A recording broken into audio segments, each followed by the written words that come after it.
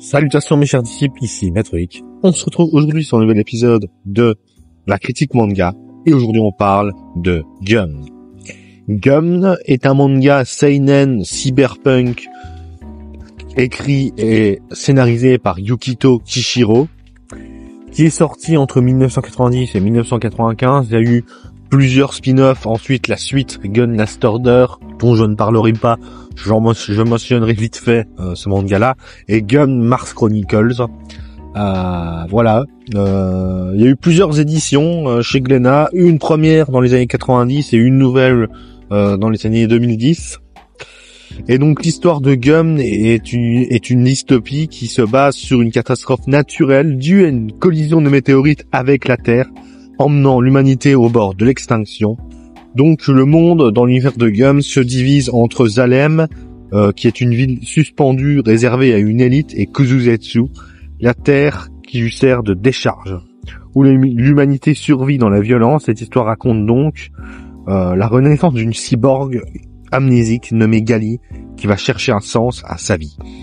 Alors, Gun, ça l'a fait des années que je connais le manga. Mais à l'époque, j'avais lu uniquement le premier tome du manga. J'ai décidé de lire la première série du manga au complet après avoir retrouvé le coffret intégral. Et pour donner mon avis, je pense que c'est un excellent manga. Je ne connais pas forcément hyper bien le genre cyberpunk, mais le premier point fort du manga est l'univers. L'aspect dans le manga avec la cité de Zalem dans le ciel qui domine la population de la décharge, vivant dans la violence et la pauvreté, je trouve ça hyper intéressant.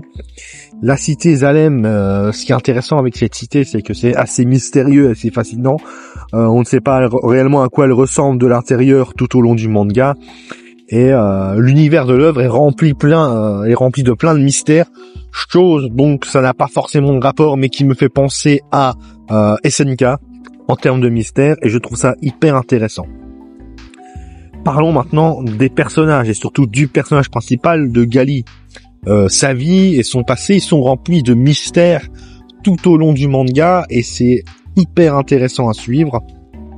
On va voir le personnage grandir, évoluer, prendre maturité, perdre des proches, avoir ses premières relations amoureuses. Gali, je pense, est pour moi le personnage le plus intéressant, le personnage féminin le plus intéressant de l'univers des mangas, selon moi. C'est un personnage vraiment c'est vraiment un très bon personnage et qui est juste attachant. L'autre point fort sont les antagonistes. Ils sont tous cruels, ignobles et même très perchés, même très psychopathes, mais ils ont leur raison d'être comme ça, et on l'apprend à chaque fois qu'il y a un nouvel antagoniste. Et le méchant le plus marquant, le plus intéressant selon moi est Destineva, qui est hyper fascinant. La raison de pourquoi il est méchant, on va l'apprendre et ça va rendre le personnage assez intéressant.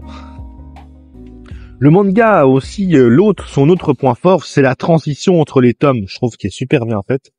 Quand je dis transition entre les tomes, par exemple, comment expliquer ça? Par exemple, entre le tome 1 et le tome 2 du manga, je trouve que le manga change beaucoup.